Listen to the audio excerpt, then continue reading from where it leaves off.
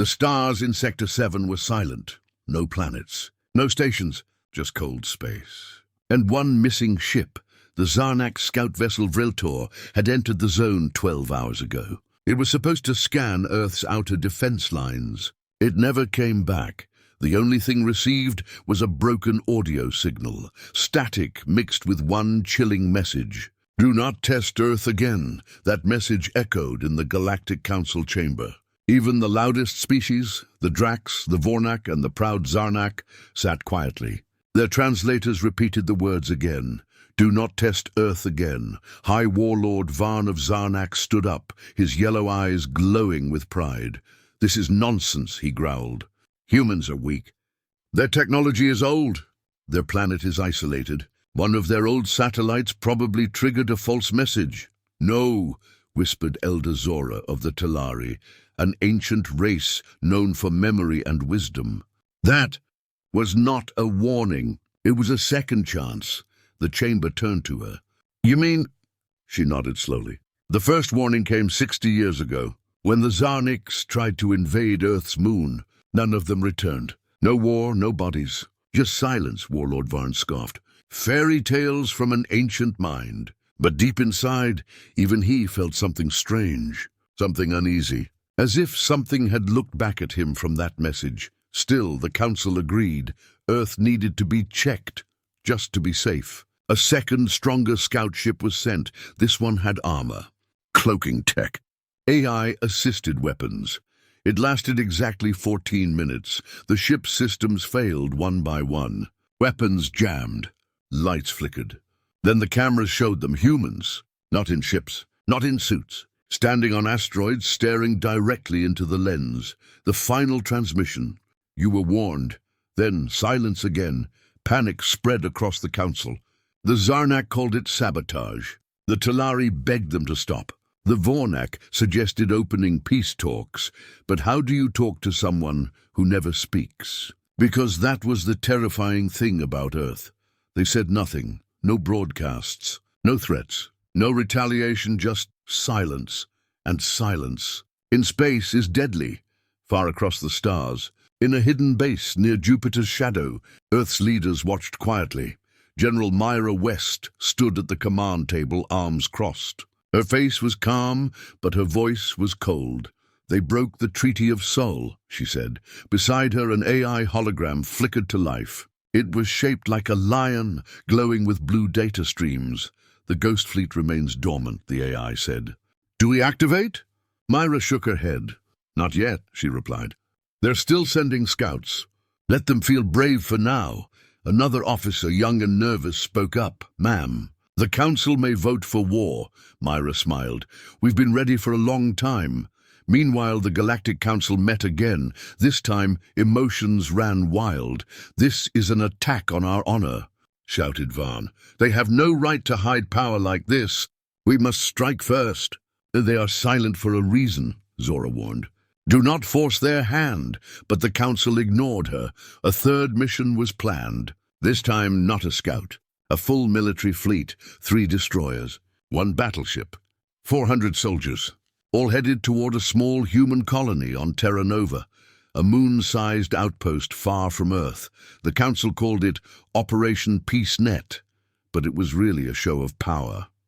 3 days later, that fleet vanished, not destroyed, not damaged, gone. Satellites showed them arriving. But then, nothing. Their lights blinked out. Their engines shut down. No debris, no calls. Just empty space again. Back on Earth, General Myra received the report. "Terra Nova is secure," her officer said. "What about the invaders?" "Neutralized.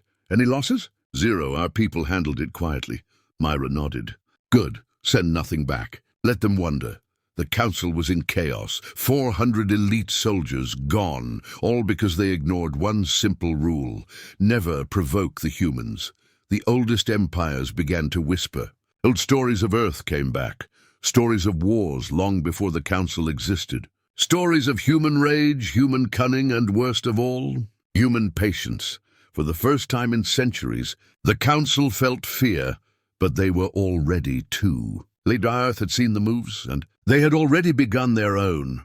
The moon of Terra Nova was peaceful. It was a quiet human colony on the edge of known space, rich with trees, water, and soft winds that danced across its golden hills. Families lived there. Farmers, teachers, engineers. No army, no weapons. Just settlers building a new life, but deep below the soil, under the farms and schools, were bunkers, and inside those bunkers slept warriors. Not just any warriors, Earth's forgotten ghosts. High Warlord Varn sat on the bridge of the Zarnak warship Iron Claw. The stars stretched endlessly before him.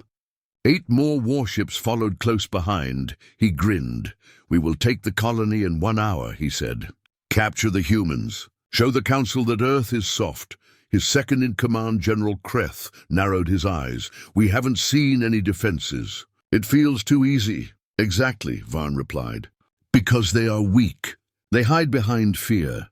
The Zarnak ships landed on Terra Nova. Armored soldiers stormed through the forests and fields. The colony looked abandoned. Empty homes. Cold food, silent windmills. "Where are they?" Kreth asked. Then he found a small girl's toy, a stuffed bear lying on the dirt road. He picked it up. It was clean. Too clean. That's when the ground exploded beneath his feet. In less than 5 minutes, the first Zarnak unit was gone. Mines, traps, EMP bursts. The peaceful colony had turned into a battlefield. From the shadows, humans appeared, dressed in black, faces covered, moving like ghosts. They didn't shout. They didn't talk. They just attacked with deadly precision. One Zarnak soldier screamed, "They're not civilians. They're soldiers, elite ones." But it was too late. The Zarnak had walked into a perfect ambush. Back on Earth, General Myra West watched the live feed. The screen showed heat signatures, Zarnak soldiers falling one by one. "Our colony defenses held," her officer said. "Any injuries?" "None on our side." "Did we use full force?" "No, ma'am." "Only 10% of what we had," Myra nodded. "Good. Let them think this was our best." On Terra Nova, Warlord Varn roared in anger. "Retreat!" He screamed. "Regroup at the landing zone." But when they returned to their ships, the ships were gone. Burning wreckage smoldered in the grass. Above them, a single Terran war drone hovered silently. A voice echoed from its speaker. "You broke the treaty. This is your answer." Suddenly it self-destructed, sending a blinding pulse across the battlefield. When Varn woke up, his helmet was cracked. His men were gone. He was alone. And somewhere in the fog, a human stood watching him. It was a woman dressed in old armor, with a silver badge on her chest. She didn't speak. She just turned and walked away, leaving Varn alive, to carry a message. 2 days later, he returned to the Council, broken, shaking, and silent. His claws trembled as he placed the silver badge on the table. "They're not weak," he whispered. "They're not soft." "They were waiting." Elder Zora leaned forward. "What did you see?" Varn's voice cracked. "I saw death, but controlled, calculated, like they were showing us only a small part of what they can do." The chamber fell silent. "They let me live," he added, "so I could tell you." Across the galaxy, fear spread. Species that had once mocked Earth now locked their borders. Stations stopped trading with humans. Ships refused to enter Sol space, but Earth remained silent. No message. No threats. Just that silver badge on the Council's table, old, worn, and terrifying. It was the mark of Unit Echo 13, a name lost in history, a name only the oldest commanders remembered, and those who remembered feared it most. Back on Terra Nova, the colony returned to normal. Children played. Crops were planted. The warriors went back underground, into the bunkers. The civilians never saw them because that was the design. Each colony was a weapon in disguise, and there were hundreds. Inside a hidden base under the hills, Commander Elira removed her mask. A soldier saluted her. "Mission complete." "No losses?" she nodded. "Stand down. Watch the stars. The real war is coming." At the edge of Council space, a strange signal appeared. Not human, not alien. Just coordinates, pointing back to Earth, and one word written in every known language: return. The Council panicked. "Is it a challenge?" someone asked, "or An invitation. Elder Zora looked at the stars and whispered, "No, it's a countdown." The great hall of the Galactic Council was filled with tension. Lights dimmed, voices lowered. Every species, from the scaled Yarnak to the glowing Melians, watched the center of the chamber as a silent message looped over and over. It was the badge. Unit Echo 13. Terran Strike Force long thought to be gone. Their record said deactivated, retired, peaceful, but that was a lie. And now, one of their badges had been placed before the Council by a broken, defeated Warlord Vaan. It wasn't just a warning, it was a statement. Earth had planned this. Councillor Dorek of the Zarnax stood up. "We cannot ignore this anymore. Earth is building secret armies, training soldiers in colonies we thought were peaceful." Elder Zora of the Talari shook her head. Earth was clear. "We broke the treaty. We tested them, and they responded."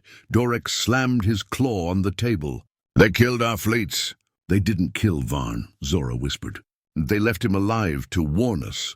That is mercy." The room filled with angry murmurs. Then from the far side came a calm voice. High Chair Venra of the Council stood. "They have shown strength, but they have not declared war," she said. "So we must act before they do." And so the vote was cast. War, not a full assault, not yet, but a powerful move, to surround Earth, block all their movement, and force them into surrender.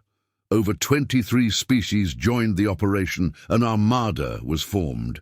40 warships, 12 capital carriers, over 6,000 elite soldiers. One mission: contain the humans before they become unstoppable. The fleet moved silently, dark and fast, through space. Commander Rel of the Dronak led the mission. He believed in power.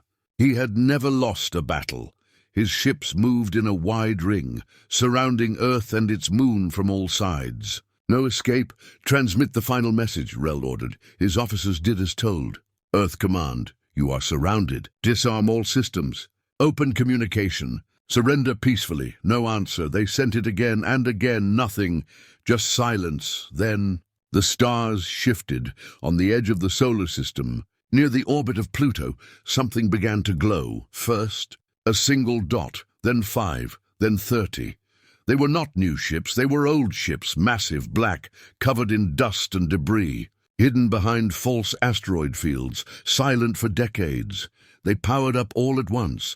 No crew, no life signals, but deadly weapons. The Ghost Fleet. Commander Rel stared at his screen. "What are those?" He barked. The AI on board answered coldly. "Terran war-class dreadnoughts. Models, pre-Galactic Council era. Offline status, false. Combat readiness full. Where did they come from? Unknown. Estimated reactivation time, 90 seconds. But the Ghost Fleet didn't wait 90 seconds. They launched. It was like a storm in space. Terran ships moved without sound, without radio signals. They didn't speak, didn't negotiate. They destroyed. In just 12 minutes, half the Council's fleet was gone. Their shields couldn't hold. Their weapons were hacked mid-battle. Even the escape pods were disabled before launch. A single message blinked on every ship's screen. "This is not war. This is punishment." From Earth, General Myra West stood watching the sky. "They've made their decision," she said. Her officer beside her asked, "Do we respond further?" "No. The Ghost Fleet will speak for us." "Should we contact the Council?" Myra shook her head. "Let them reach out first." Back in space, Commander Rel screamed as his ship spun out of control. Alarms flashed. Fires burned. Systems went black, and through the chaos, a Terran dreadnought floated close to his window. Painted on its side, in faded white letters, were the words, "USS Leviathan, return if provoked." The last thing Rel saw before everything went dark was the Leviathan powering its main cannon. At the Galactic Council, panic spread like fire. Reports flooded in. Entire fleet lost. Only 3 survivors. Earth didn't respond, just defended. Ghost Fleet confirmed real. Council members yelled, argued, blamed each other. Zora stood again. "I told you," she said softly. "You don't poke the sleeping lion," Dorek shouted. "They must be stopped." "With what?" she replied. We gave them the excuse. They gave us mercy. Chair Venra stood, pale and silent. We must talk to them now, she whispered. But Earth had already moved on. On the other side of the galaxy, a secret listening post picked up a strange signal. Encrypted. Faint, but powerful. Protocol Phase 2. Begins seeding outer. Sectors. The post tried to trace it, but it vanished like a ghost. Earth had activated something else, something deeper, something bigger. The stars above Earth no longer looked quiet. They burned with purpose now. After the Council's fleet was destroyed, the galaxy waited. Would Earth now speak? Would they demand something? Offer peace? Threaten war? But Earth remained silent, no message, no broadcast. Only one thing changed. The Ghost Fleet began to move. In a secret command base under Earth's oceans, General Myra West stood before a massive screen showing dozens of Terran warships, once thought lost, rising from deep space. Each one had a name etched into its hull. Old names, forgotten names, USS Phoenix. Titan class, ISS Obsidian Vengeance. Cloak Cruiser, USS Revenant. Deep Space Stealth Destroyer. These were ships from the Dark Era, before Earth signed the Galactic Treaty. Each one was thought to be decommissioned, buried in asteroid fields, or destroyed in old wars. But now they came alive without warning, without pilots. The AI cores had been sleeping. Now they were awake. Status? Myra asked quietly. A young officer answered, 37 ships fully active. Another 19 preparing to jump. Any trace picked up by Council sensors? No, General. We're using the old ghost routes. Myra smiled. Good, let them think we're angry. But we're not angry. We're calculating. On a mining moon in the Orlex system, a group of workers spotted something strange on their sensors. A large object moving fast. No ID, no comms. It passed by in seconds. Then their lights flickered. Systems failed. They looked outside and saw it. A Terran warship. Black, silent, watching them. Then it vanished into space. No attack. No words, just fear. The message was clear. Earth was everywhere. In the Council chamber, news came from every sector. Unidentified Earth ship near Sector 14. Mining facility reports silent flyby. Council trade routes hacked. Navigation disrupted. No deaths, just warnings. Chair Venra gripped the edge of her seat. They're not fighting. They're demonstrating, Zora nodded. The Ghost Fleet is not for war. It's for memory. They want us to remember what they once were. They want us afraid, whispered Dorek. Zora turned to him. No, they want us cautious. There's a difference. Meanwhile, on board the USS Leviathan, no human crew was present, only AI. The ship glided across dark space, unseen by most sensors. Inside, a hologram of General Myra appeared. The AI system called Sentinel greeted her. Welcome, General. All systems stable. Awaiting further command. Proceed to Phase 2, she ordered. Project Mirror Veil. Confirmed. Deploying ghost shadows in Outer Rim. Dozens of smaller drones were launched from the Leviathan, each a copy of Earth's ships. Each designed to appear in different systems. Confuse scanners and stir panic. It worked. Within days, the galaxy saw Terran ships in multiple locations at once. In a bar on planet Krelnor, an old bounty hunter told a story to frightened patrons. I saw one. Up close, a Terran dreadnought, he said. I had just landed on a rogue station near the Black Star. The whole place went dark. Then I saw it outside the window. What did it do? A young alien asked. Nothing, he whispered. It just floated there, watching, like it knew everything. Like it had already decided what? If we lived or died. The Council finally sent a message, a formal one, to Earth. We request peace talks. We misunderstood your intentions. We apologize for the fleet sent to your system. The reply came instantly. No face, no voice, just a sentence. You were warned, and the connection ended. That same night, lights in Council security towers went dark. Power cut. Communications lost. When they rebooted, a video was waiting on every screen. Old footage of Earth's soldiers during the First Galactic War. Not high-tech. Not pretty.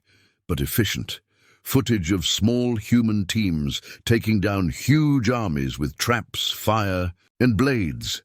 Silent, brutal, fast. The final clip showed a human commander facing a camera. You thought we were gone. We were just waiting. Back on Earth, General Myra met with a secret group known only as the Circle. They were Earth's oldest surviving war strategists. Men and women from before the treaties. From the years of extinction battles she stood before them. They've seen the Ghost Fleet, she said. Now they wait for our demands. Do we give any? One elder asked. No, Myra said. We give them time. Time to think. Time to fear. The elders nodded. And if they come again? Another asked. Myra's eyes narrowed. Then we don't send a fleet. We send the original humans. A quiet message was sent to all Terran colonies. Stand by. No action unless provoked. Maintain peace. Prepare Phase 3. No panic, no loud threats. Just calm readiness, because Earth didn't need to declare war. The galaxy had already done that part. In the quiet of deep space, stars began to vanish, not because they burned out, but because Terran ships blocked them, one system after another. No fire, no announcements, just darkness falling. Slowly, deliberately. At first, the galaxy thought it was sensor failure. Then came the screams. In the Dalek system, alarms rang out across military bases. Commander Noyes, a proud general of the Riken Empire, stood before his war console. Dozens of ships blinked on his map, but none responded to his hails. We're being jammed, his tech officer shouted. Unknown signals across all channels. Suddenly, one ship on the screen turned red, then another, then 10 more. They've been hijacked. By the time Noyes looked up, his fleet was already turning toward him. Earth hadn't fired a single shot. They had simply taken control. Across the galaxy, chaos followed. On planet Ketheron, the capital city of the Varn Dominion, went completely dark. Shields dropped.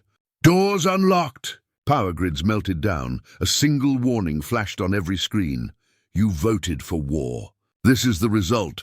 In the Galactic Council's communication hub, panicked voices filled the air. Another system just went offline.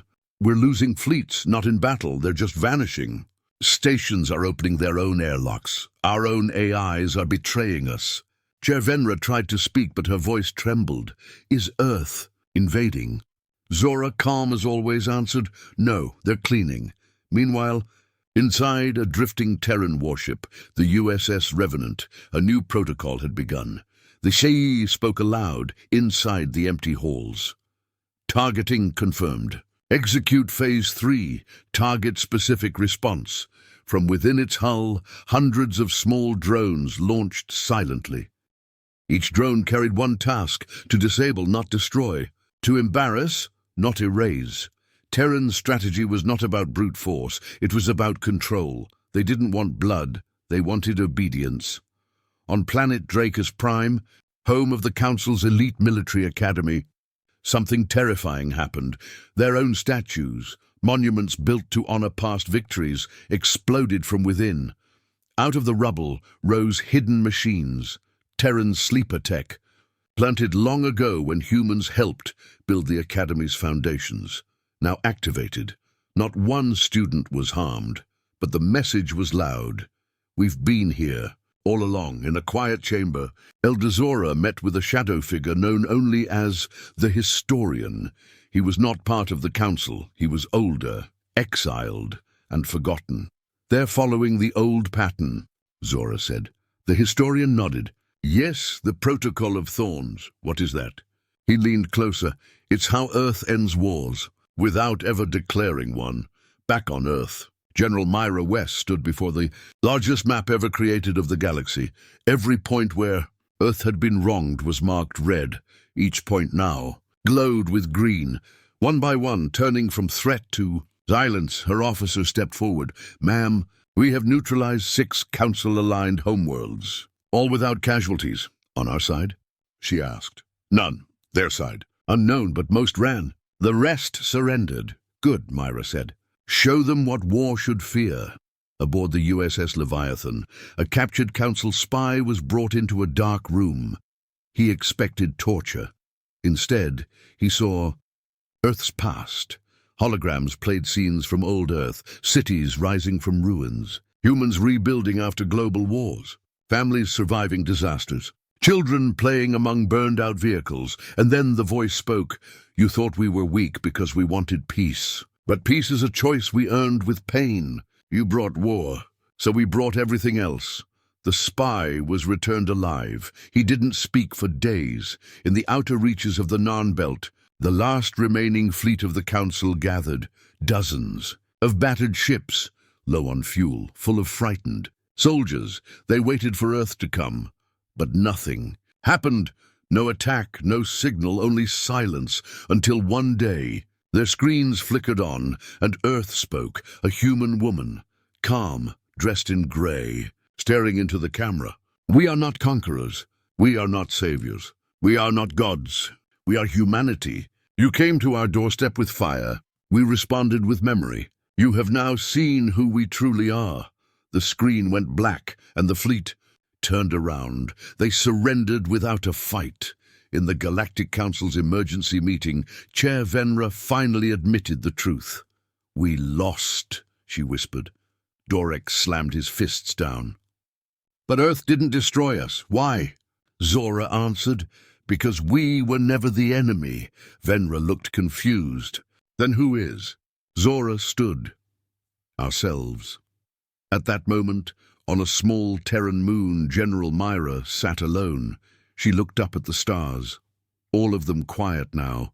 She whispered, "They thought we were monsters, but we only became what they forced us to be." A voice behind her spoke. "And what now?" Myra didn't turn. "Now, we disappear again. And watch." The galaxy was quiet now. Trade routes once filled with noise and light now lay silent. Council warships drifted in space like broken bones. Entire planets turned off their beacons, hoping Earth wouldn't notice them anymore. Everyone waited for Earth's next move. A message, a demand, a declaration. But Earth said nothing. That silence was louder than any weapon. On the ruined bridge of a Council flagship, Chair Venra stood alone. She looked at the stars and whispered, "What do they want?" Behind her, an officer stepped forward. "We've received a signal." "It's not a threat." Venra turned slowly. "What is it then?" The officer's face looked pale, a broadcast. "From Earth. They're speaking now." Venra rushed to the main console. The screen came to life. It wasn't a war general, not a soldier, not a king. It was a child, a human child. Her name was Leon, maybe 10 years old. She sat in a small classroom, writing on a chalkboard. She turned to the camera and smiled. Then the voice of a human narrator began to speak. "You feared us. You called us monsters. You crossed our borders and expected us to bow. But we didn't fight for power. We fought for silence. We fought so our children could learn without fear. So our homes would never burn again. So our skies would stay clean." As the voice spoke, images played of Earth's forests, oceans, cities, colonies, and people. Not just warships, but culture, art, life. "And then you wanted to test us. You were warned. And now you understand." The screen faded to black. Only one final line appeared. "Leave us alone, or we will teach you again." The message ended. No threats, no negotiation, just the truth. And the galaxy listened. Elder Zora of the Talari stood in her quiet garden as birds flew over her head. She had watched the message twice. Then a third time. Tears slipped from her old eyes. "We were wrong," she said to the wind. "They were never the danger. We were the ones with blind hearts." On hundreds of planets, citizens protested. Why had their leaders provoked Earth? Why did the Council start the war? The people weren't angry at humans anymore. They were angry at themselves. Meanwhile, on Earth, life went on. There were no parades, no celebrations. Farmers worked their fields. Children went to school. Builders constructed new cities on other moons. General Myra West stood on a cliff overlooking a sea. A young soldier walked up to her. "Ma'am, the Council has sent peace offerings. Food, tech, even stars." Myra shook her head. "We don't need them.